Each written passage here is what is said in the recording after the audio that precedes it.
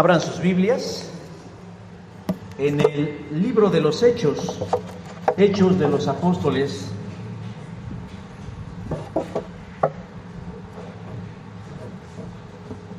En su capítulo número 11, específicamente el versículo número 24. Libro de los Hechos de los Apóstoles, capítulo 11, versículo 24. Y una vez que lo tengan, les voy a pedir que tengan a bien ponerse de pie para que juntos hagamos la lectura de este único verso, y lo vamos a hacer todos juntos a una voz. Libro de los Hechos, capítulo 11, verso número 24. ¿Lo tenemos? Y dice así la palabra del Señor: porque era varón bueno y lleno del Espíritu Santo y de fe, y una gran multitud fue agregada al Señor. Amén. Pueden tomar sus lugares. ¿De quién estará hablando el pasaje? Lo vamos a descubrir. La popular cantante Yui, quien además se ostenta como esposa de pastor, respondió a las muchas críticas que le hacen de manera reiterada por su carrera musical y por su fe. Por un lado, los colectivos LGBTIQ le critican su posición ante ellos, tachándola de intolerante y homofóbica. Pero por el otro lado, los creyentes la señalan por seguir siendo cantante de música secular. Ella se encuentra en medio de dos fuegos: fuego enemigo, por así decirlo, y fuego amigo. Y ante tanta crítica, ella decidió salir a dar tajantemente una declaración: soy cristiana y no me importan las críticas, porque amo a Dios a mi manera. Así, a bocajarro, a rajatabla, como se dice comúnmente, ella decidió dar por finiquitado este asunto. Sin embargo, es como querer apagar un incendio con gasolina, porque la declaración en sí volvió a encender el fuego de la polémica. Y no porque ella afirme categóricamente que es cristiana, porque eso ya lo sabemos, sino por las palabras en donde ella dice: yo amo a Dios a mi manera. Y preguntamos: ¿cómo es eso? ¿Hay maneras de amar a Dios? ¿Hay estilos? ¿Hay formas? ¿Hay modos? Yo no sé si se refiere a que, como cada uno tiene su propia personalidad, en base a eso uno expresa su amor a Dios, y yo le concedo la razón. Pero si su idea era decir: me vale lo que piensen de mí, con que yo ame a Dios y Él me ame a mí, es suficiente. Por declaraciones anteriores, parece ser que ella esto es lo que quiso decir: me vale, me importa poco lo que los demás piensen de mí, en la manera en cómo yo ame a Dios y en cómo Él me ame a mí. Yo creo que no se le ocurrió una mejor defensa, pero bueno, lo dijo así. Pareciera que a ella no le importa su reputación, pareciera que a ella no le importa la opinión que propios y extraños tenga de él. Y en cierta forma, viéndolo desde una perspectiva humana, antropológica, tiene razón. Pero si lo vemos desde una perspectiva teológica, déjeme decir que sí debiera importarle lo que los demás piensan y dicen de ella. Porque en realidad los ataques hacia ella no es por su fe, no es porque es cristiana, sino por la manera en cómo hace ella su cristianismo. Cerca del lago de Genezaret, en Palestina, se encuentra un monte que no tiene nombre, pero es famoso, aunque no tenga nombre, porque allí Jesús, junto con sus discípulos, pronunció uno de los más grandes discursos de la historia, el Sermón del Monte.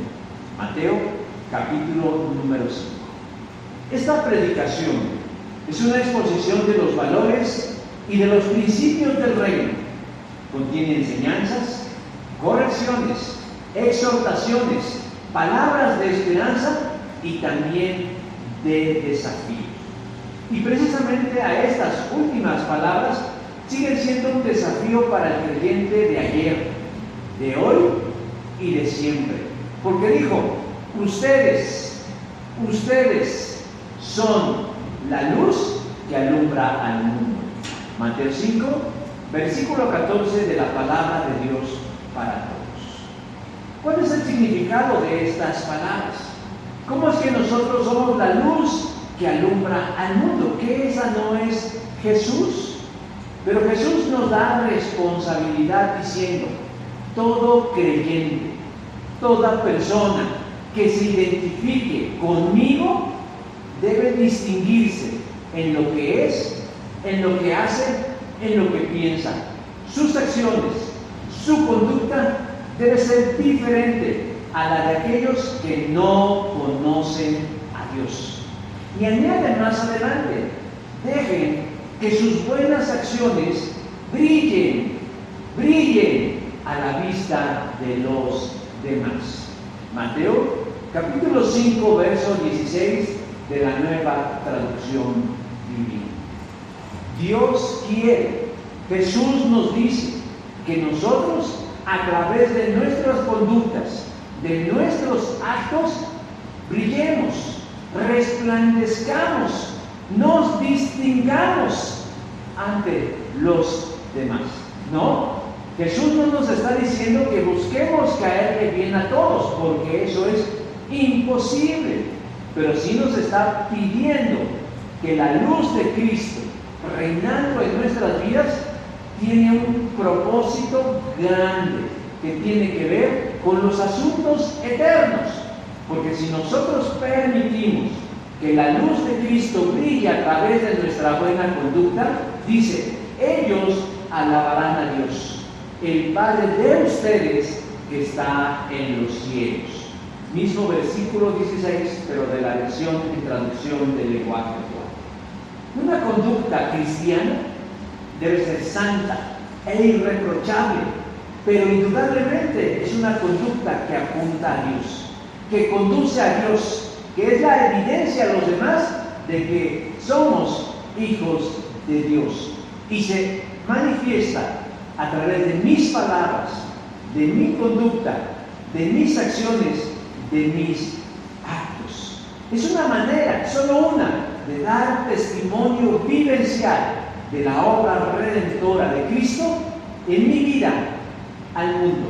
Como dice el salmista en el Salmo 126, versículo 3, que el mundo diga, grandes cosas ha hecho Jehová con nosotros.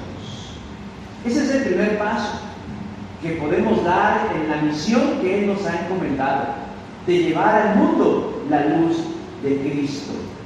Pero si en vez de estar haciendo eso, nos encontramos haciendo lo que no, pensando que lo que crean los demás de mí no importa, estamos cerrando la puerta del cielo y no cumplimos la labor de crear puentes entre Dios y las personas. Nosotros somos llamados a ser pontífices de Dios. Pontífices de Dios, porque la palabra pontífice significa constructor de puentes. Nosotros somos el puente entre Dios y las personas. Y si observamos una conducta irreprensible, irreprochable y congruente con nuestra fe, construiremos puentes de Dios. Bernabé, que en realidad se llamaba José, Hechos 4:36, es un espléndido ejemplo de hacer que la luz de Cristo brille a través de uno. En el texto que hoy nos ocupa, encontramos de manera resumida su reputación. Es decir, preguntamos, ¿de quién habla el pasaje? Habla de Bernabé. Y habla de manera resumida lo que a él le tomó años en Cristo conseguir. Que se resalten sus cualidades, sus virtudes, el fruto de una vida piadosa en Cristo, que hoy yo les invito a que descubramos y describamos. Alguien dirá, pues es que Bernabé no fue importante, como Pablo, como Pedro, como Juan. No, eso no importa. Lo que en realidad importa es que es tan importante la vida de Bernabé que Dios permitió que el escritor sagrado Lucas plasmara de manera resumida cómo llevó a cabo él esa vida que resplandecía la luz de Cristo. Él quiere que sepamos y quiere que imitemos para que la luz de Cristo también brille a través de uno y alumbre el camino de otros hacia la salvación. Y la pregunta es, ¿cómo puedo lograr yo que en mi vida brille la luz de Cristo? La primera respuesta la encontramos en el versículo 24, cuando nos dice que debemos ser buenas personas. Dice, era un varón bueno. Ya dije que Bernabé en realidad se llamaba José, pero le fue puesto el sobrenombre de Bernabé, precisamente porque algo que caracterizaba la vida de este José o de Bernabé era la manera en cómo él se comportaba. Bernabé, traducido del griego, significa hijo de consolación. Pero si hacemos un estudio un poco más profundo del vocablo griego paracalesis, de la que traducen Bernabé, nos daremos cuenta de la profundidad y de la personalidad de este hombre. Paracalesis es una palabra compuesta, es decir, son dos palabras en una, donde para significa al lado de, y caleo dice llamado para ayudar, llamado para consolar, llamado para asistir, llamado para animar a otros, de tal manera que describe perfectamente la naturaleza y el carácter de este hombre llamado José, porque José era alguien que siempre estaba dispuesto a motivar a los demás, a animar a los demás, a ayudar a los demás, a consolar a los demás. Por eso a él no le llamaban por su nombre, sino por el sobrenombre de Bernabé. Él es hijo de la consolación. Este varón era un hombre levita, nacido en la provincia de Chipre. Hechos, capítulo 4, versículo 36. Pero como dije, el título de Bernabé no era gratuito y no era porque les cayera bien a las personas. Se lo había ganado a pulso. Era el sello de su reputación. Pero para poder entender un poco más por qué decimos que Bernabé era una buena persona, no únicamente para quedar bien con él, basta echar una mirada a su trayectoria en el libro de los Hechos y ver por lo menos 3 momentos importantes en la vida de Bernabé donde queda de manifiesto su bondad. La primera de ellas la encontramos en Hechos 2:47, en donde Bernabé tiene un acto generoso ante la iglesia en Jerusalén. Ya en otras ocasiones he dicho que la iglesia en Jerusalén tuvo un boom de crecimiento. Pasaron de ser 120 creyentes a en tan solo una predicación a ser más de 3,000 o 5,000 convertidos. Muchos de esos convertidos no eran nativos o originarios de Jerusalén, sino personas peregrinos que venían de fuera para celebrar la fiesta del Pentecostés. Muchos de ellos se convierten a la fe en Jesucristo y al estar ahí y convertirse, toman la valiente decisión de unirse a la primera iglesia bautista de la Biblia. ¿Verdad? Tengo que echarle porras. A la primera iglesia cristiana de la historia en Jerusalén. Esta gente no tenía nada más que lo que traía puesto y tal vez algunos pocos de dinero por el viaje que realizaban. No tenían casa, no tenían trabajo, no tenían vestido, no tenían qué comer. Pero la iglesia incipiente, primigenia, sensible a la necesidad, entendía que se necesitaban recursos económicos, no solo espirituales o buenas intenciones, sino dinero para cubrir las necesidades temporales de esas personas. En la iglesia no solo había pobres y necesitados, también había gente pudiente, gente que contaba con algunos bienes, con algunas propiedades, y ante la necesidad, dice, las vendían y traían el precio de lo vendido y lo ponían a los pies de los apóstoles y se repartía a cada uno según su necesidad. Hechos, capítulo 4, versos 34 y 35. Dentro de esos privilegiados que tenía algo, estaba Bernabé, quien en un acto de generosidad tenía un terreno y lo vendió y puso el dinero a disposición de los apóstoles. Hechos 4:37 de la palabra de Dios para todos. Bernabé no dijo: esto es mío y me lo he ganado y es el fruto de mi trabajo.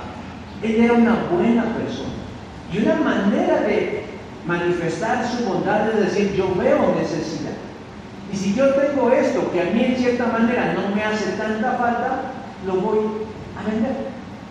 Y el precio de lo vendido no lo repartió él de manera individual o de manera rebelde, sino lo llevó a quienes administraban los recursos para que ellos los repartieran de manera sabia. Puso su fe en acción, tal como Santiago lo describiría años después en su carta. ¿De qué sirve que algunos de ustedes digan que son fieles a Dios si no hacen nada bueno para demostrarlo? Santiago 2:14 de la traducción del lenguaje. San Bernabé está haciendo válida la ley de Cristo. ¿Cuál es la ley de Cristo? Amar al prójimo como a uno mismo. Y en eso, hermanos, se manifiesta la bondad.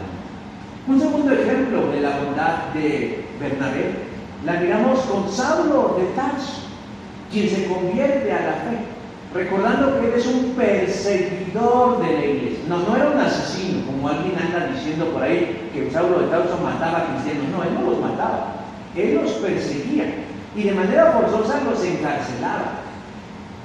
Él decide, después de su conversión, visitar a los hermanos en Jerusalén, la iglesia específicamente. Pero detrás de Pablo está su mala fama, esa de perseguidor de los cristianos.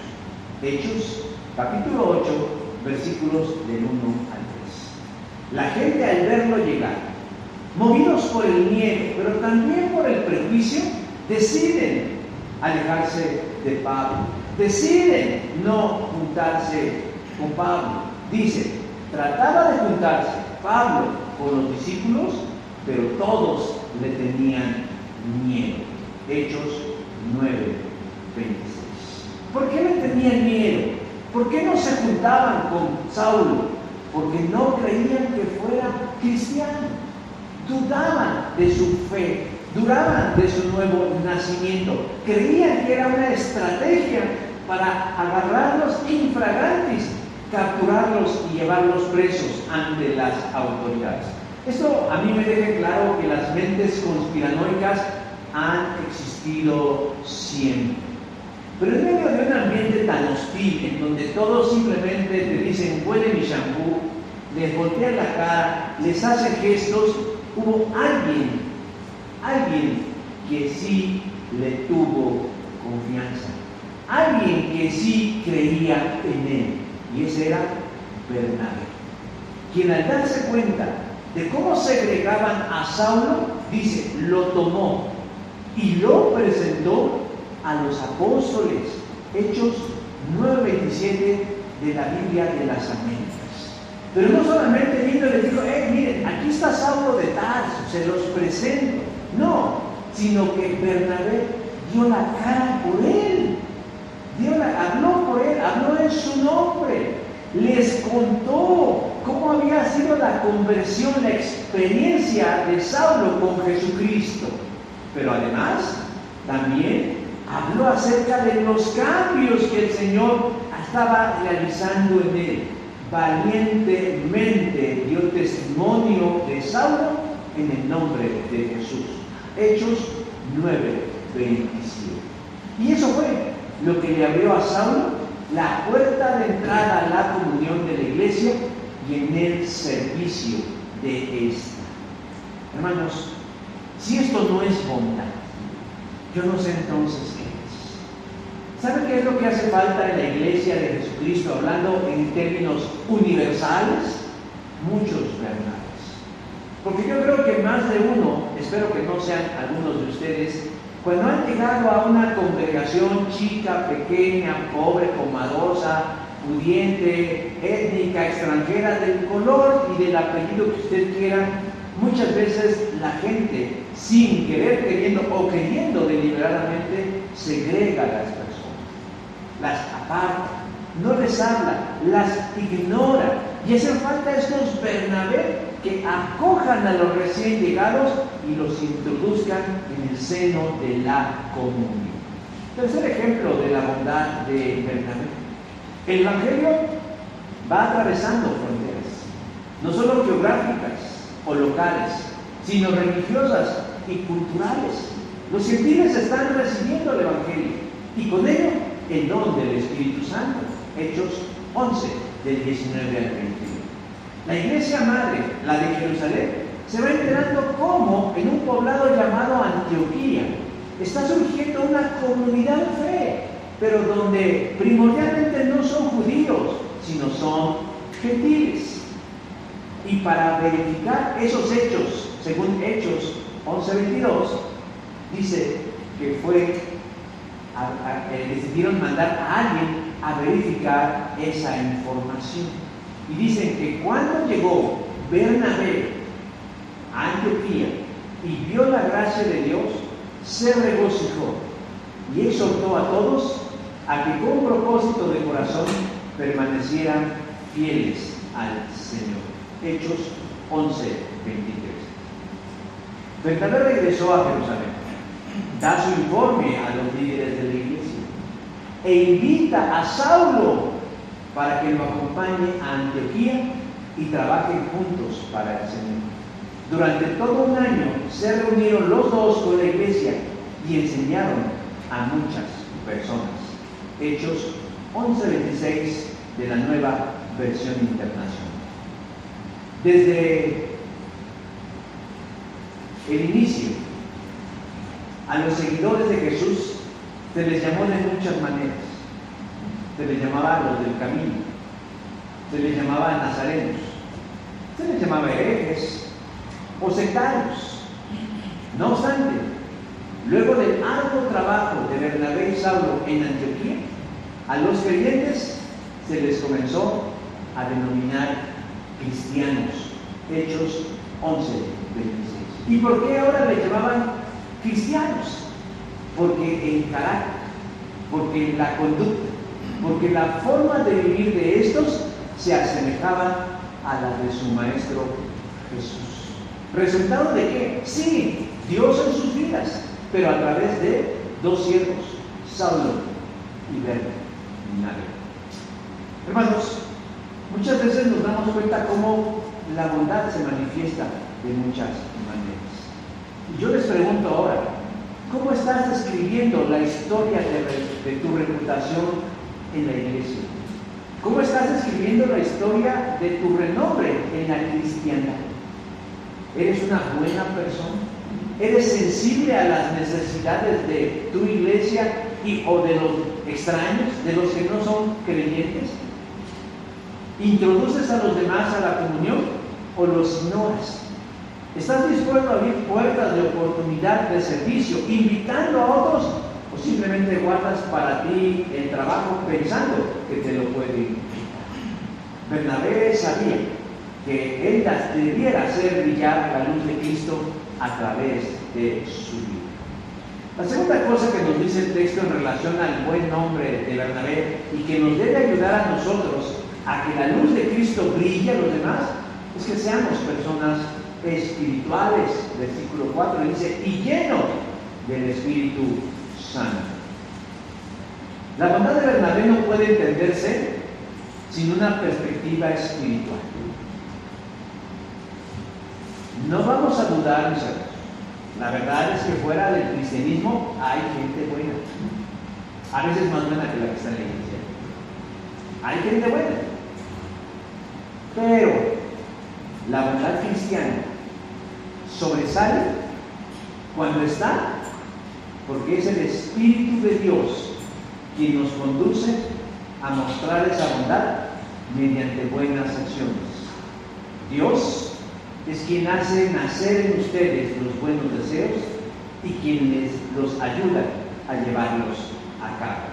Filipenses capítulo 2, versículo 13 de la Biblia, Dios habla hoy. Pero yo quiero aclarar algo. Ser una persona espiritual solo es posible cuando le damos el gobierno de nuestra vida al Espíritu de Cristo.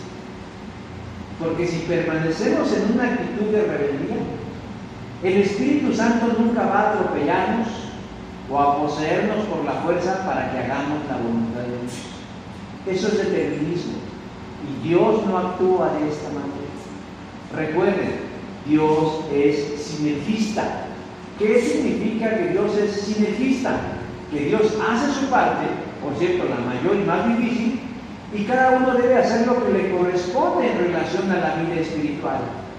Bernabé es el resultado de la llenura del Espíritu Santo, Efesios 5:18, pero también el resultado de su disposición para ser un instrumento de Él. Saulo y Bernabé servían en la iglesia de Antioquía. Eran parte del liderazgo de la iglesia, junto con profetas y maestros. Hechos capítulo 13, versículo 1. Y durante una reunión en la que estaban todos juntos, ministrando estos al Señor y ayunando, Hechos 12:2, hubo una manifestación sobrenatural. Oiga, yo sé que esta es una manifestación sobrenatural, pero para la iglesia de Cristo no debería hacerlo, porque la iglesia de Jesucristo debe moverse siempre en un plano sobrenatural. Pero ¿cuál fue la manifestación sobrenatural de esa reunión? Dijo el Espíritu Santo: apartadme a Bernabé y a Saulo, para la obra que os he llamado. Versículo 2 del capítulo 2. Aquí hay varias cosas que decir. Habló el Espíritu Santo. Habló el Espíritu Santo. Habló el Espíritu Santo. ¿No les sorprende eso? Habló el Espíritu Santo. ¿Cómo les habló? Les mandó un WhatsApp. Les mandó un correo electrónico. Audiblemente habló el Espíritu Santo. De pronto así. Habló. Mediante un profeta. Uno de los que estaba reunido fue poseído por el Espíritu Santo y habló. Fue una teofanía, es decir, como humo que llenó el altar del templo, del lugar, a través de un pensamiento. ¿Cómo le habló el Espíritu Santo? El texto no dice cómo les habló el Espíritu Santo. Uno no debe ir nunca más allá de lo que el texto sagrado nos dice. Lo que debemos resaltar, mis hermanos, es que habló el Espíritu Santo. No cómo habló, sino que les habló a los allí presentes. Y ellos supieron que era el Espíritu Santo. Sabían que era el Espíritu Santo el que les hablaba. Y además entendieron lo que les hablaba. Algo que en estos días no se ve con tanta frecuencia. No me pregunten por qué, porque no quiero entrar en esa controversia. Pero hoy en día hay una facilidad con el que la gente dice que le habla el Espíritu Santo. Por cierto, yo digo, eso se los comparto porque es una joya mía. A mí me habló el Espíritu Santo. ¿Cuándo vine? El viernes que vinieron para acá. El Espíritu Santo me dijo algo que yo quería saber. Bueno, realmente no lo quería saber, me confirmó lo que yo quería saber. Algún día se lo voy a hacer. Pero para mí es decir, yo no tengo dudas que me habló el Espíritu Santo. Lo que sí les voy a contar es un secreto. Bueno, es un secreto, es una anécdota. Todos recordamos a nuestros hermanos de la iglesia del esquina. Recordamos que hace como un año vinieron y se plantaron y empezaron un trabajo de iglesia. No sé exactamente cómo le llamen ellos, desconozco mucho de ellos. Pero un día, estando aquí, vino el pastor a presentarse conmigo. Me saludó y me pidió disculpas. Y me dijo, le quiero pedir una disculpa porque no había venido a presentar y a decir que somos hermanos en Cristo. Palabras más, palabras menos. Y de pronto, no sé cómo se dio el tema, en donde llegamos al punto de por qué poner una iglesia cerca de otra iglesia. Y él lo dijo así. Primero porque no sabíamos que había otra iglesia. El dueño que nos rentaba nos dijo que no había ninguna.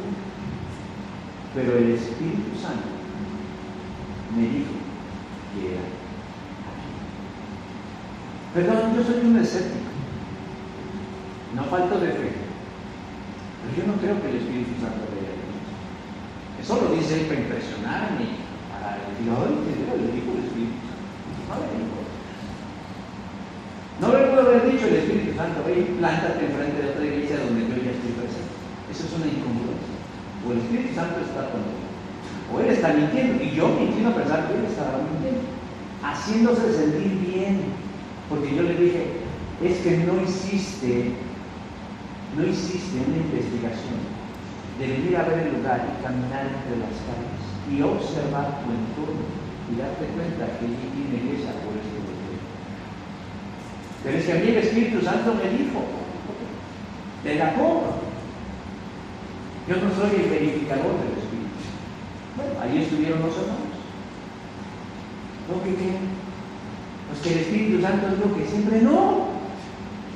Ay, no me equivoqué. El Espíritu Santo dijo, no me equivoqué. No era aquí, era en la otra cuadra. Ah, caray. ¿Ustedes creen que el Espíritu Santo anda con esas ñoñeces? No, hermanos. Por eso debemos ser muy cuidadosos en decir, habló el Espíritu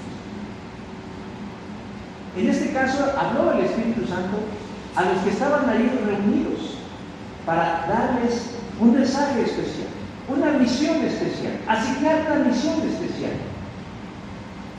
Pidió que a Saulo y a Bernabé los apartaran de los trabajos que estaban realizando dentro de la iglesia de Antioquía, para enviarlos a predicar el Evangelio a las otras naciones. Pero ya había precedentes o antecedentes de que el Evangelio estaba llegando a los gentiles. ¿Sí? Pero este momento marca de manera oficial el trabajo misionero de la iglesia de Jesucristo. Ir a los gentiles. Ir a los que no tienen historia judía y sepan del nombre de Jesús. Históricamente este es un momento importante, no solo porque el Espíritu marcó el inicio de la obra misionera, sino porque se da el cambio de Saulo a Pablo. Porque Saulo es un nombre hebreo y Pablo es el nombre romano. Y tenía que llegar con ese nombre como estrategia para entrar en otras culturas. ¿En qué se convirtieron Saulo y Bernabé con la designación del Espíritu Santo? ¿En qué se convirtieron? En apóstoles. En apóstoles. En apóstoles.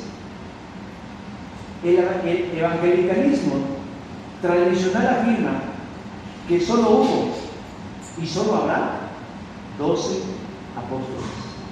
Aquellos que Jesús eligió y que reunían ciertos requisitos, siendo uno de ellos imposible de cumplir por todos los demás: haber estado de cerca y de manera física con el Maestro Jesús.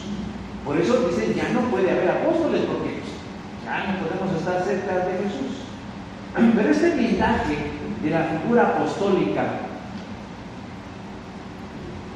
ha reducido y ha conducido el término del apostolado por un camino equivocado. Yo sé que han querido evitar el mal uso del título de apóstol, porque sabemos que hay quienes han hecho un mal uso del término apóstol.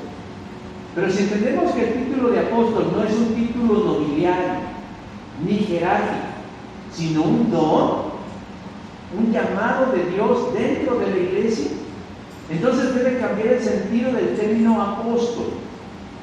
Porque Pablo dijo en Efesios 4:11, Cristo mismo les dio dones a la gente, a unos el don de ser apóstoles.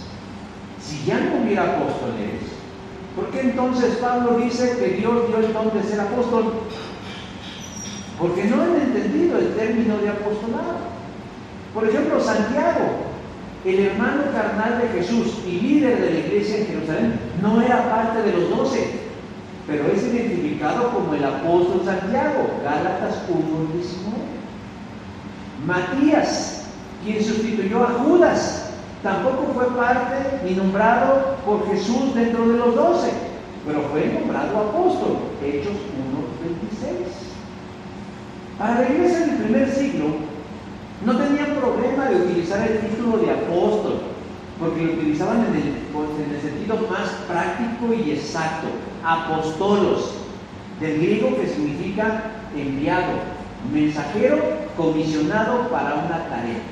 De tal manera que un apóstol no era aquel únicamente que había estado al lado de Jesús y que poseía algún tipo de poder especial, sino era aquel a quien se le asignaba una función en el reino de Dios. Por eso, hoy existe una clasificación más exacta acerca del apostolado. Existen los apóstoles del Cordero, que son los 12 que Jesús designó, de los cuales ya no hay. Existen los apóstoles de la iglesia, a quienes las iglesias encomendaban ir a otras comunidades de fe para llevar o recibir mensajes o realizar tareas ministeriales. Bernabé fue uno de ellos. Y por último, los apóstoles del Espíritu, a quienes el mismo Espíritu Santo apartaba para tareas específicas dentro y fuera de la iglesia, lo que hoy conocemos como misioneros. Pablo y Bernabé son un ejemplo de eso. Ahora, ¿por qué digo esto, hermanos? ¿Por qué hablo de esta cuestión? Porque para ser llamados, ¿qué criterio utilizó el Espíritu Santo? ¿Cuál fue el criterio que utilizó el Espíritu Santo para seleccionar a Bernabé y a Saulo también? Pero hoy estamos hablando de Bernabé. ¿Cuál fue? ¿Cuál fue, hermanos? Su espiritualidad. Bernabé era un hombre lleno del Espíritu Santo. Todos, cuando creemos en el Señor Jesús para salvación, todos, los que experimentamos un nuevo nacimiento, todos los que confesamos a Cristo como Señor y Salvador, recibimos las arras, la garantía, el sello de nuestra salvación, según Efesios 1:13, que es el Espíritu Santo. Estamos sellados, estamos marcados, estamos ungidos, estamos señalados por el Espíritu Santo. Pero eso no nos convierte en seres espirituales. Para ser seres espirituales debemos permitir que ese Espíritu Santo tome el control de nuestro destino. Y eso es algo que Bernabé hacía de manera cotidiana, de manera constante. Ya vimos, a través de la bondad, a través de la generosidad, a través de la sensibilidad, a través de la empatía, pero también a través de la comunión, a través de la oración, a través del servicio, y como los que tomen el curso de disciplina cristiana van a descubrir, a través de la disciplina cristiana. No es a través nada más por simpatía, es a través del desarrollo, del fortalecimiento, del avance de una vida espiritual. Yo les pregunto, ¿tu vida refleja la presencia del Espíritu Santo? Los demás, cuando te conocen, aunque no lo puedan decir con estas mismas palabras, pueden decir fulano, vegano o perengano, son personas espirituales. ¿Conoces los dones del Espíritu Santo? ¿Identificas alguno de esos dones en tu vida del Espíritu Santo? ¿Y funcionas en base a esos dones? ¿Manifiestas el fruto de la presencia del Espíritu en tu vida? Los que te rodean, ¿notas el fruto del Espíritu? ¿Cuál es el fruto del Espíritu, hermanos?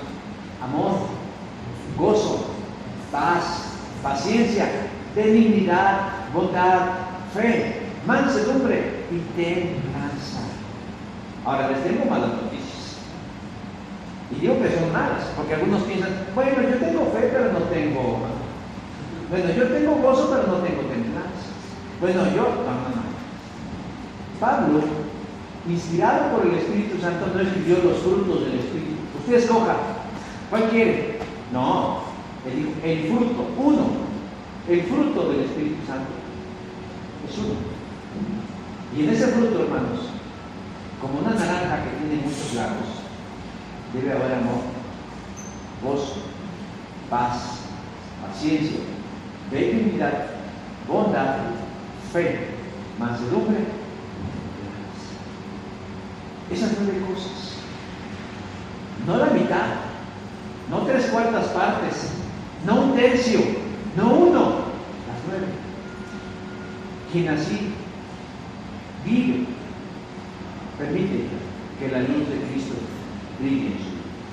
Y por último, el último elemento que nos va a ayudar a nosotros a permitir que la luz de Cristo brille a través de nosotros es ser un ejemplo para los demás. Versículo 24 dice, y una gran multitud fue agregada al Señor. Como ya dije, el Evangelio va avanzando. Luego de que mataron al diácono Esteban, según Hechos 11:19, algunos de los creyentes convertidos pasaron hasta Fenicia, Chipre y Antioquía. Hechos 11:19. Pero ¿quiénes eran estos cristianos que huyeron hacia esas regiones? Eran judíos convertidos al cristianismo. Y como buenos judíos que son, eran etnocentristas, es decir, ellos se sentían el ombligo del universo. Ellos se sentían la última Coca-Cola. Ellos creían que todo giraba alrededor de ellos. Ese es el etnocentrismo, pensar que como yo hago la sopa es la mejor sopa. Pensar que la música que a mí me gusta es la mejor música. Pensar que las películas que a mí me agradan son las mejores películas. Pensar que México es el mejor país del mundo, eso es etnocentrismo. Eso es. Los judíos lo tienen muy marcado. Dice que llegaron a estas comunidades convencidos de que eran los únicos merecedores de la salvación. Dice ahí en Hechos 11:19, no hablando con nadie de la palabra, sino solo a los judíos. No solamente a sus cuates, pero no solo a sus cuates, sino a los de su misma etnia, a los judíos. Pero ya saben que no falta quien haga el desorden. Y dice, sin embargo, algunos creyentes de Chipre y de Cirene llegaron a la ciudad de Antioquía y hablaron tan bien a los no judíos, anunciándoles la buena noticia acerca del Señor Jesús. Hechos 11:20 de la Biblia, Dios habla. Dios quiere que todos se salven. Sí, Dios pone a disposición de todos la salvación. Ya hemos hablado otras veces de este calvinismo o neocalvinismo que inunda El cristianismo y las redes sociales diciendo, no, Jesús no murió por todos, Jesús murió por sus elegidos. No, Jesús murió por todos. Que no todos se van a salvar porque no quieren es otra cosa, pero que Dios quiere la salvación de todas las personas. ¿Por qué? Porque a estos creyentes de Chipre y de Cirene que llegaron a Antioquía, Dios les dio poder y los ayudó para que muchos aceptaran el mensaje de Jesucristo el Señor. Hechos 11:21 de la traducción en lenguaje común. De tal manera que el Evangelio se estaba haciendo presente. Y ya lo dije hace un rato, estas noticias llegaron a la iglesia en Jerusalén, versículo 22. Se sorprendieron, no solo porque había semilla del Evangelio, sino también porque los gentiles estaban creyendo a la par de los judíos. ¿Y qué creen? Que también estaban recibiendo el don del Espíritu Santo. O sea, podían creer en Jesús para salvación, pero recibir el don del Espíritu Santo, no, eso es demasiado. Para verificar y confirmar la fe de los nuevos creyentes y para que estos se alinearan a la verdad, convinieron enviar a alguien especial para que verificara eso. Y la responsabilidad recayó sobre Bernabé. ¿Se convirtió en qué? En apóstol de la iglesia. La iglesia lo comisionó para que fuera a Antioquía y verificara eso. Cuando llegó, vio la bendición de Dios en el mundo, vio la salvación en las personas. Dice la palabra de Dios para todos en el verso 23 que se alegró, se sintió contento, feliz, y los animó a no perder nunca la fe y a obedecer de todo corazón al Señor. Y entonces dice el verso 24, el texto que hoy nos ocupa, porque era varón bueno, lleno del Espíritu Santo y de fe, y una gran multitud fue agregada al Señor. ¿Por qué dice eso al final? Porque resulta, mis hermanos, que él regresó a Jerusalén por Saulo de Tarso diciendo, mira, acá hay trabajo. Hay que ayudar a estos hermanos nuevos a afirmar su fe. Porque Bernabé no es el tipo de personas que simplemente observan, sino que se involucra y participa. Y va por Saulo, y durante un año estuvieron en esa comunidad guiando a las personas, pero no desde una perspectiva gnóstica, es decir, no nada más de que sepan las cosas, sino vivencial, a través de su ejemplo, a través de un modelaje deliberado de que si ellos hablaban de orar, ellos ya lo hacían. Que si ellos hablaban de fe, es porque ellos lo tenían. Compartían el mucho o poco trecho que habían andado en la fe cristiana. Les revelaban los misterios de la fe, pero también su ejemplo los guiaba. La gente se sentía inspirada diciendo, hombre, es posible ser cristiano, es posible andar en la fe y no ensuciarse del pecado. Hermanos, uno puede dar grandes discursos acerca de Dios y de Jesucristo, pero lo que realmente arrastra e inspira a los demás es la encarnación del Evangelio en la vida de uno.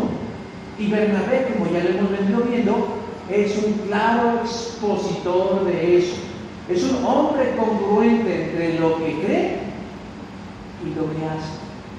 Si hay necesidad, no espiritualiza diciendo vamos a orar porque el Señor provea. No, Él tiene algo y lo vende y lo pone para suplir esa necesidad.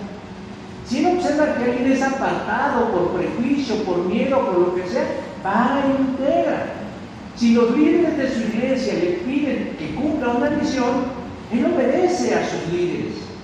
Y si el mismo Espíritu Santo lo llama, deja todo lo que tiene atrás e invierte los años que le quedan en cumplir la misión de llevar el Evangelio hasta donde sus fuerzas se los permitan. Hermanos,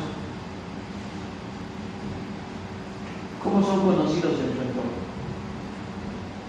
Si de pronto fuéramos el FBI de Dios y dijera, ve y pregúntale a los vecinos del hermano fulano y sultano, y pregunta, es una persona que inspira con su ejemplo. Es alguien que paga kilo por kilo. Es alguien que no es tranza, trácala, mentiroso, hipócrita, mal hablado, borracho, malediciente, adúltero, pagano. ¿Somos de buen testimonio? Hermanos, lo que somos, no solo lo que creemos, sino lo que somos, debe ser un legado para los que viven a nuestro alrededor, para fines del reino del Señor. Ahora, ya para terminar, ahora me va a decir que Bernabé era perfecto. No. Que Bernabé todo lo hizo bien, que era guapo además. No, para nada.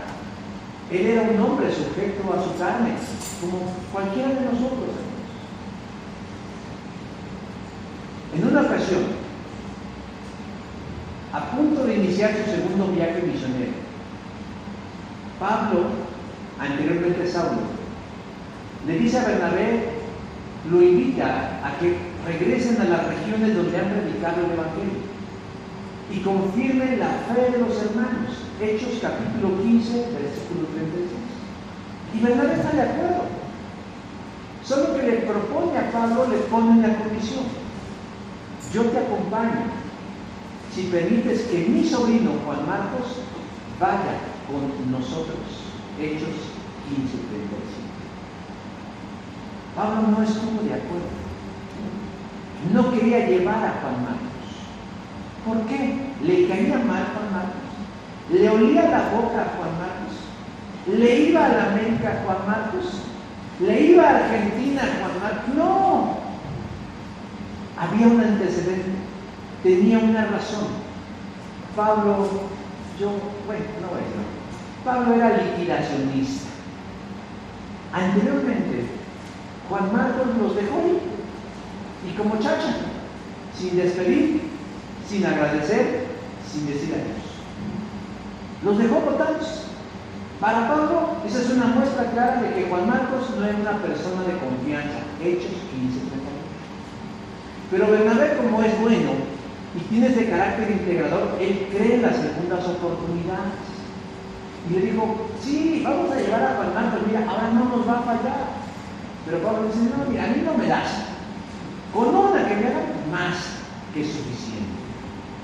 Dice la Escritura que su desacuerdo fue tan intenso que se separaron. Hechos 15:39. Esto pasa hasta en las mejores familias.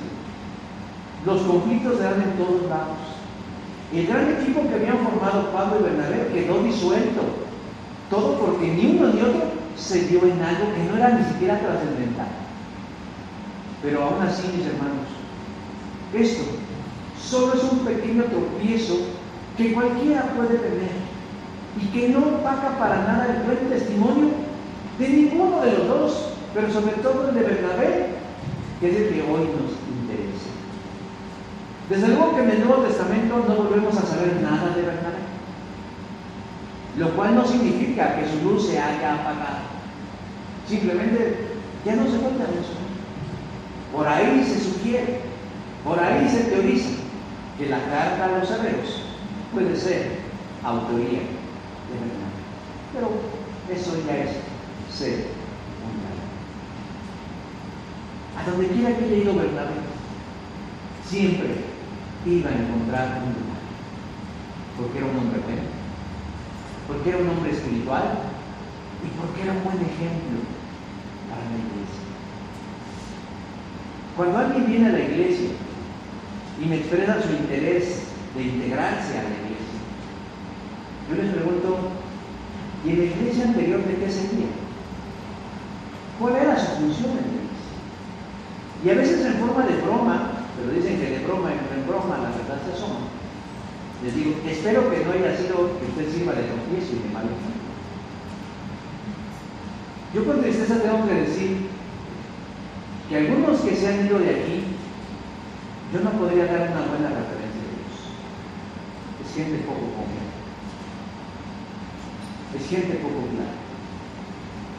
Pero si a esta tragedia le aunamos que los pastores de las iglesias a donde van tampoco les piden referencias, solo se dejan llevar por las corazonadas o la primera impresión. Ay, es que habla re bonito, es que maneja re bien la retórica, hay que ponerlo de maestro. Ay, no es que se ve tan guapa, tan tierna, pónganla con los niños. Ah, no, pero no, hombre, pues canta como Los Ángeles, pues pónganla de ministro de música. O de plano, impresiona por darle la tesorería, ¿verdad? Hermanos, no. En realidad ellos debieran investigar con quiénes están interactuando. Si es un ángel del Señor, es un ángel caído. Si es una mariposa que se ha convertido, pues una cucaracha después. Pero mientras eso se descubre, cada uno de nosotros es responsable delante del Señor de permitir que la luz de Cristo brille en nosotros, a través de nosotros. No necesitamos que alguien nos investigue o que nos pongan un policía o que nos envíen a un grupo de investigadores a nuestros vecinos para ver quiénes somos. No. Nosotros debemos asumir con responsabilidad que somos cristianos y que estamos haciendo lo mejor que está de nuestra parte para poner en alto el nombre de nuestro Señor y que estamos permitiendo que su presencia se manifieste en nuestras vidas. San Pablo escribió: esta es la riqueza que tenemos en nuestro cuerpo, que es como una olla de barro, para mostrar que ese poder tan grande viene de Dios y no de nosotros. Yo tengo color olla de barro, o sea que me identifico. Nosotros somos receptáculos del Señor. Y a través de como una olla de barro, debemos mostrar que ese gran poder viene de Dios y no de nosotros. ¿De qué manera? Haciendo que la luz de Cristo brille. Así que, a brillar. ¿Cómo? Sean buenas personas. Sean espirituales y trabajen por ser un buen ejemplo. Empiecen por su familia, por los que tienen cerca. No deben ser perfectos, simplemente debemos ser obedientes. Amén. Vamos a ponernos de pie y vamos. Dios, te doy gracias en esta hora porque nos permites acercarnos en la confianza de Jesús a agradecerte el don de la vida eterna. Y con él, Señor, una nueva oportunidad de escribir nuestras vidas, ahora sin tantos errores, sin tantos borrones y sin tantos tachones. Porque queremos que seas tú el que la escriba. Y queremos que nuestra vida sea el reflejo de tu gloria para los demás. Para que más que hablar bien de nosotros, se hable bien de ti. Para que más que creer en nosotros, la gente cree en ti. Que más que para crear atracción, que la gente se sienta atraída a ti. Ese es un propósito en la vida. Somos vasijas de barro, Señor, imperfectas, resquebrajadas, desgastadas, con algunas fisuras, pero a través de todas esas ranuras, que se proyecte, que emane, que salga la luz de Cristo, para que todos crean en ti y se salven y alcancen la vida eterna y se cumpla tu propósito eterno y se cumpla el anhelo de tu corazón, Señor, de compartir con tus criaturas lo bello y lo perfecto que nace en tu mente y que nace en tu corazón. Ayúdanos, Señor, pues. Cada día es una nueva oportunidad para lograrlo. Cada día es una nueva oportunidad para hacerlo. Y queremos, Dios, que en este día tú tomes la vida de quienes hoy estamos aquí y permitas que mostremos las virtudes de aquel que nos llamó de la oscuridad al conocimiento de la luz admirable. Gracias porque sabemos que nos escuchas y porque nos bendecirás con tu verdad y tu palabra. Por Cristo Jesús oramos. Amén y amén.